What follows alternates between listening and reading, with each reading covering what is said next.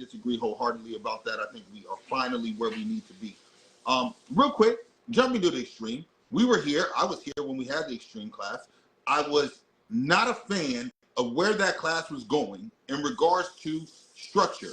I thought that the breed was already supposed to be an extreme dog, and I think what we have now in the standard class showcases that very ideal and thought that you don't have to sacrifice structure to get bone, mass, weight, be extreme. So now when we say an extreme dog, what do you think an extreme dog is to you? And you can speak as the president of ABKC, or you can speak about it as Dave Wilson. What is an extreme dog to you, an extreme American bully? Well, let me get into that just real quick. I got to just finish this last thing real quick. Look, again, Dave Wilson is not here advocating or selling anything. Dave Wilson is not here to tell you lies. Dave Wilson just bringing the topic to you all that the public is bringing to us. That's it. And the history that I tell you is the real history, because that's the history. I have nothing to hide. I don't care. So anyway, move on past that. So yes, so when we started, we had the varieties, and the extreme was a variety, and the extreme dogs, we all know this in the American bully breed. Those are more of the dogs that people always consider like the wow factor dogs. Those are the dogs that we all know draw the crowd. Those are the dogs that all breeders know need in their yard, because this is a hard breed to make, because we are making a dog in a very difficult way. We're trying to put as much substance, bone, head, mass on a frame that possible without it falling apart and without it not being able to function. So we're dealing with a very difficult thing. We're saying, let's put as much as we can, but let's stop before it falls apart. And that's kind of the essence of the American bully and how it was created in a lot of ways. So when we started with these categories, the extreme dogs were more for the gaudy dogs of that day. And the edge dogs were more of the standard and pocket. The Gotti were more of the extreme. And then you got into the XLs, which is more like Butthead and some of them other lines from California, blah, blah, blah, right? The thing that we didn't realize is once we had that going, 90% of the extreme dogs that entered the ring were not quality dogs. They weren't there. We knew that we had to write that part of the standard a little bit loose to allot for some of the things, because we are dealing with, very, very, a bully dog. I mean, very, very extreme dog. So we knew that, but the plan was to tighten the standard over time, like give it a little leadway on the front, the top line, things like that. This was back in the very beginning. And mind you, back then, we aren't the same as we are today. Today, you've already had this. You've already had these shows. You've had the ABKC. You've had the American Boy. You have all of these things. You're very well educated on all of these things now. Back then, we were building these things. So we were starting for brand new things. We were trying to create something. So the idea of having some leadway back then was needed. I mean, back in those days, people would walk in the ring with spiked collars on it. Like we were still teaching how to actually show a dog. That's how green we were as a community overall in the beginning. So that's why fast forward to 2014, we realized in all these years we've had this category, we've only had a few dogs that were actually show quality extremes. Big Papa being one. I can't even think of them off the top of my head right now, but that's a perfect example, right? Omen, Big Papa. There you go. Bane. There's right, a lot of them, yeah. Right. And somebody said we didn't. There was no spike collars. This person right here is so full of it. We have women walking around on spike collars. Those pictures. So this D person, y'all need to not listen to that person. That person's making stuff up that you can easily verify. So anyway, back on to the real story. So where we were with all of this, we realized that the extreme dog, we needed to do something. And we started to think about, this is an extreme breed, right? And the more we debated and we talked about it in turn, we realized, like, we are trying to create a breed that is an extreme breed. The features of the extreme variety are features, the good ones, the quality ones, are features that we want in the pocket, the standard, and the XL. They're all supposed to be the same. We want those. You want the exaggerated neck. You want the exaggerated muscle. You want the bone. You want all of these things. We want these things in the American bully breed. The things we don't want in the American bully breed are the other things, the bad top line, the bad fronts, the bad rears, all these other, we don't want those things. But we're not seeing enough dogs in extreme class that don't possess that.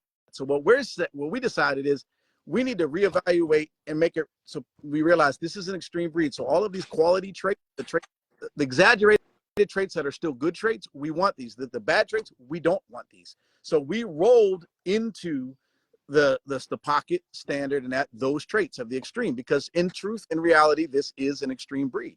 When you look at extreme breeds, we are definitely one of the breeds you would consider an extreme breed. We have extreme features. We're not a pit bull. We've taken features and we've exaggerated all of these things. Now we are an extreme breed.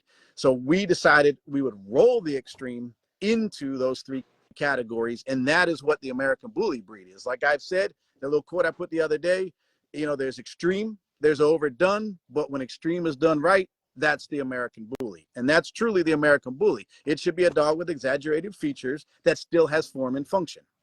So that is the essence of the extreme, and why in 2014 we amended the standard and we rolled all of those things into it. And again, just to reiterate, the one and only time we've ever touched our standard is in 2014. The one and only time. We've never made another change. All this stuff about ABKC is constantly changing. It's not real. It's fake. We've never changed the standard other than that one time. And all we did was add more flaws, add more DQs, and roll the extreme into the three categories that we talked about. We made it a tighter standard. We've never done another change since then, ever. And we've had to, over the years, come back and put out drawings and things so that people would get a better understanding of what we're talking about. The dogs need that's another thing. Dogs need generations to get there. We all started with UKC registered pit bulls. Do not quote them and say they were all pit bulls. I'm just talking about their pedigree, okay? We all started, we needed generations to get to where we were, and that's where the American Bully breed has been going. It's been slowly starting to get towards the end goal, and that's just what it does. So it should have extreme features. An American Bully should be a dog that is a wow factor dog. That was the whole thing about our breed. So, but correct, our dog should still be able to have form and function. They're supposed to be the ultimate companion. So your dog should be able to jog. It should be able to go places with you. It should, you know, if a dog is not internally correct, heart issues, breathing issues, something is wrong. If the dog isn't physically correct, that's bad feet, bad, you know, anything, whatever. That's not correct either. So that's not what we're looking for in the American Bully breed. But anyway, hopefully that kind of answers your question about extreme. But I wanted to get into what we're talking about, these extreme stack off, things like that. But before that, I'll let you say whatever you want to get into. No, you know what? A lot of people are saying that you're spot on with what you're saying. There's always going to be things that go with everything. So when I hear people say someone said, where are these extreme dogs going to pop up because they go to a show and they don't see any of them there? That's because I don't think it's a big enough variety now. I think our standards have actually improved so much that to have a dog that's just bigger than our standards is normally going to be very difficult to do. I got into a very difficult debate a couple of weeks ago on a live about whether a certain dog is extreme or not. There is an opinion side of that when you come through it, but there's not a lot of them. So I want the showcase to allow those dogs to come out so we can see what people think are extreme. And in some cases, those dogs are not going to be bigger than the standard dogs that are showing. I'm going to be honest with you. They're just not. They just have that idea in their head. Go ahead, Dave. We're going to talk about health real quick. I know people want to talk about health. We'll get into the health. I promise we'll get into, but we're still on the three things. We already knocked out two. We're on the third of the thing about that post, and then once we get past that, so that we can explain all that. So here's my feeling, okay? And I feel the American Bully breed is an extreme breed. I've already explained this, gone into detail on it. There's another term that I use, and it's called overdone, right? And I've been using this term back in the day when I was a pit bull breeder all the way through right now. And these people that keep saying these things are ridiculous sometimes, man. Throw it out real quick. Don't understand. Come on, man. Everybody copied off us, and that same argument you have, throw it back to how other things started. But anyway, move on past that ridiculousness. So overdone is the term that I've always used. And to me, what overdone is, it's when a dog has too much going on that no longer supported properly. That's an overdone dog.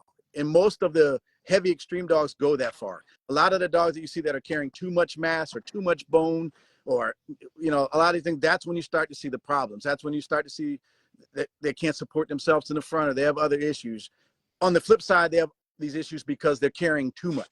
You know, they're too much for its frame, basically, you know. So that is what I call an overdone dog. We have a lot of overdone dogs. There's a fine line people throw around with extreme and overdone. They don't use that term. That's a term we should be using more in the American Bully breed, because overdone what it really does is it takes you past what we're trying to do.